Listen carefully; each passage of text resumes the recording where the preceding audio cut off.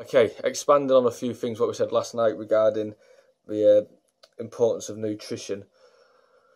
What I've done today is I'm doing a video now about 5 tips for success. Okay, so remember, with what you're doing now, it's not just a quick fix. You want to be able to continue this for the rest of your life.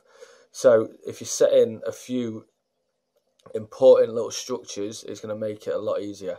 So one of the first ones you want to do is, which is massive, is build habits.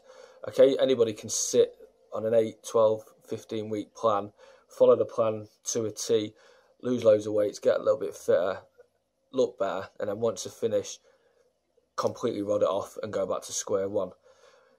What you want to be doing is adding little habits in each week. So as I've said to a few people, if you're not drinking a lot of water, start with week one, drink water. Okay, make sure that you're drinking a little bit more water each time. Once that habit's set in stone, week two, add another habit. Maybe you need to walk a little bit more, add a little bit more protein to each meal, sleep a little bit more, no matter what it is. Something what's going to take out one bad habit and bring in a new habit what's a little bit better. And then obviously each week you add in 1 or 2 weeks, add in a new habit. Give it a couple of weeks, you've got 4 or 5 new habits built in. You then still working on each habit, and if at any point, say for instance, you're saying that you're going to drink a little bit more water, if 4 weeks down the line that goes, then week number 4, that's your habit again until that one builds back up again. Okay, number 2, move.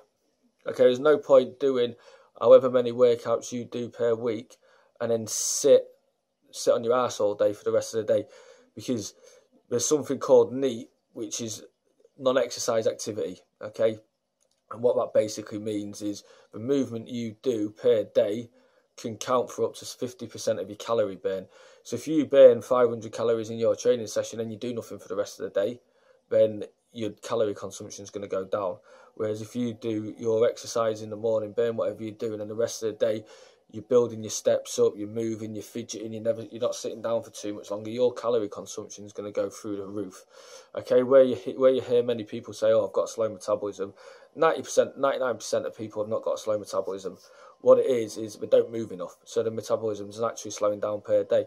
If you're constantly moving, you're burning more calories. So a good way to do this is aim for 10,000 steps every day. Once you hit your 10,000, maybe try and go a little bit more. If you're not at 10,000 yet, if you're only at 3,000 to 4,000, then build up to 5,000 next week, build up to 6,000, 7,000. Do little stuff what's going to help you. Instead of getting off at the bus stop outside work, get off 1 or 2 before. Don't take the escalator, take the stairs. Simple things what can make a massive difference. If you sat down for more than an hour, get up, walk to the toilet. This is a reason. Drink a little bit more water. The more water you drink, the more you're going to have to go to the toilet. Okay. Number 3, be consistent.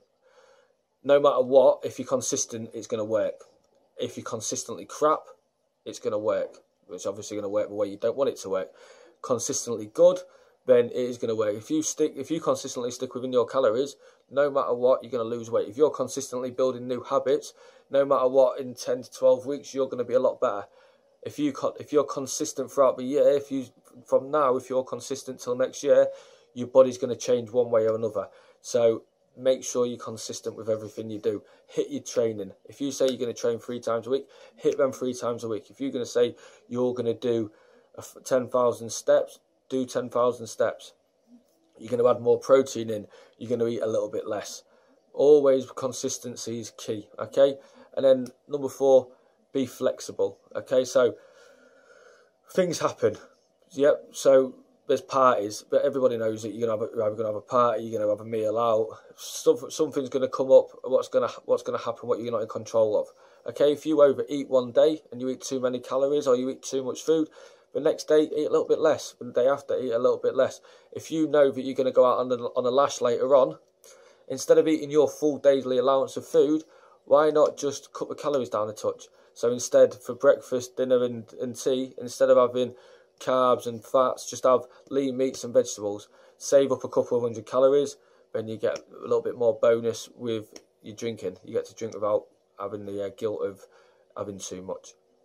Okay, we all know that one day is not going to work as good as another day, but then adjust for it. You know it's gonna. If you know it's gonna happen, you can make the changes. Okay, and then 5, follow the 80%. The 80-20 rule, which is 80% of your day or your week is good, and where you're on track, and then the 20% is where you go off a little bit.